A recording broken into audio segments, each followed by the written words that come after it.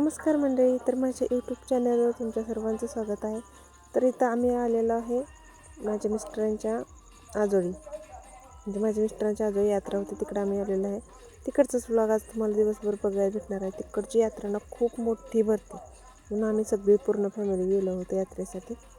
तर इथे बघू शकता तुम्ही, बघा घोडा, हत्ती, रथ वगैरे इतकं छान सगळ्या गावातून मिरवणूक असते की नाही. बघू शकता बघा किती मोठा हत्ती आहे.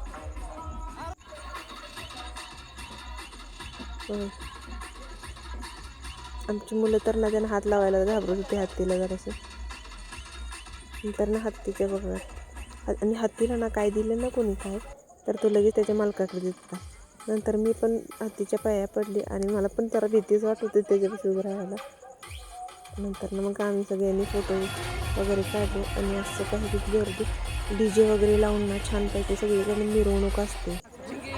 आणि त्या किती देवाची सिद्धनाथ देवाची पालखी आली होती, त्याची पण मिरवणूक सगळ्या गावातून काढतात. पण हे खूप प्रसिद्ध देवस्थान आहे इथे ना, म्हणजे हा देव ना नवसाला पावतो असं म्हणतात. मला देणगी तर किती आली होती माहिती का, लाखोनी माणूस ह्या देवाला देणगी देत असतात. इथं रथ आला होता बघा, आणि हत्ती घोडा हे दरवर्षीच असते कंपल्सरी. आम्ही पहिल्याच वर्षी गेलो होतो यात्रेला, मागच्या वर्षी गेलो होतो पण तसमेला पायावर घालायचं होतं म्हणून ना घातलं पायावरून आम्ही लगेच रिटर्न आलो होतो, यात्रेसाठी थांबलोच नव्हतो. हे रथ आहे देवाचा. ह्या रथाला ना ती म्हणजे कोणी नवसाला पावलेलं असते ना, त्याला माळा वगैरे घातल्या होत्या पैशाच्या, ह्या रथाला घालतात. आम्ही ह्या वर्षी पहिल्यांदाच म्हणलं चला जाऊया यात्रेला, म्हणून मी माझी म्हणजे जया, मुलं वगैरे आम्ही सगळी गेलो होतो. आत्या आणि म्हणजे सासरे, म्हणजे आपण मामांना दुसऱ्या दिवशी येणार होते, कारण की घरात कोणीतरी लागतं म्हणून. नंतर तिकडच्या देवाचं म्हणजे मिरवणुकीचं दर्शन वगैरे घेतलं आणि नंतर ना इकडच्या देवाला निघालो होतो. आम्हाला माहितीच नव्हतं, म्हणजे पहिल्यांदाच आलो होतो इकडच्या साईडला. मामी ही काय त्या गाडीवर येऊन गेले मिस्टरांच्या. नंतर मी, जया आणि ह्यांनी मुलं वगैरे सगळी आम्ही आलो होतो. नंतर ना इथले पण देवाचं दर्शन घेतलं आणि तिथं काही असा प्रसाद मिळाला होता. ते सगळ्यांनी असं भरून ना बसून छानपैकी खाल्लं. असं बसून खाण्यात ना वेगळीच मजा असते, काय आहे की नाही.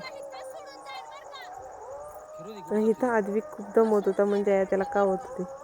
हे असं मंदिर आहे आणि इथं आम्ही असं रानात येऊन बसलो होतो. म्हणजे जराशी, आणि सायंकाळची वेळ होती ना, त्यामुळे छान वाटत होतं असं बसून खायला निवांत.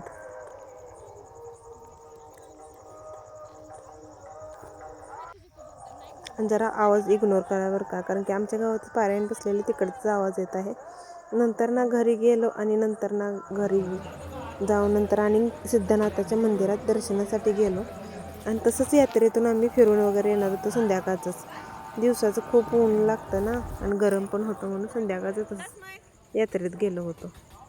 तर इथं बघा तसमेला गाडीत बसवलं होतं आद्विकला आणि तसमेला.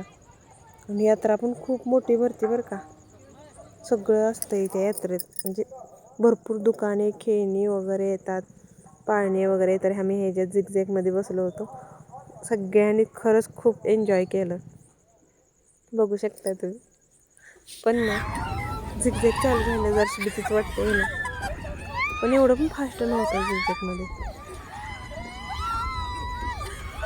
बघू शकता तुम्ही. आरवी तर खूप घाबरली होती म्हणजे. नंतर ना झिगझॅग झाले की पुन्हा ह्या पाण्यात आलो होतो, आकाश पाण्यामध्ये मोठ्या.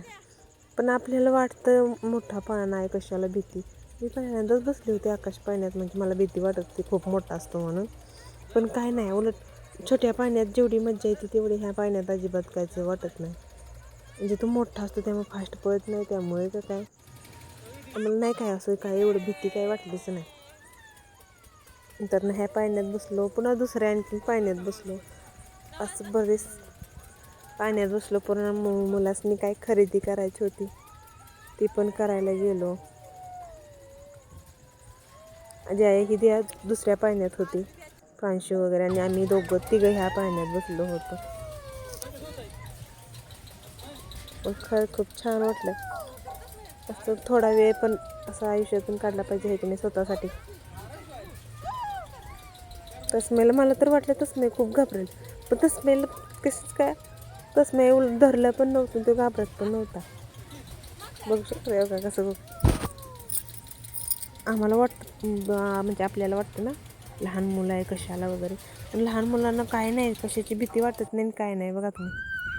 नंतर ना सगळी खरेदी झाली की नंतर ना गेलो घरी, तर इथं वरती जाऊन बसलो होतो. प्रांशूला जरा बरं वाटत नव्हतं म्हणून जराशी पाण्यात जाऊन तिला वरती म्हणजे तिला उंचाळत वगैरे उन्हामुळं तर पाण्यात वगैरे बसलो, जेवण खाल्लं आणि तिथं दुसऱ्या दिवशी निघालो आम्ही आमच्या घरी.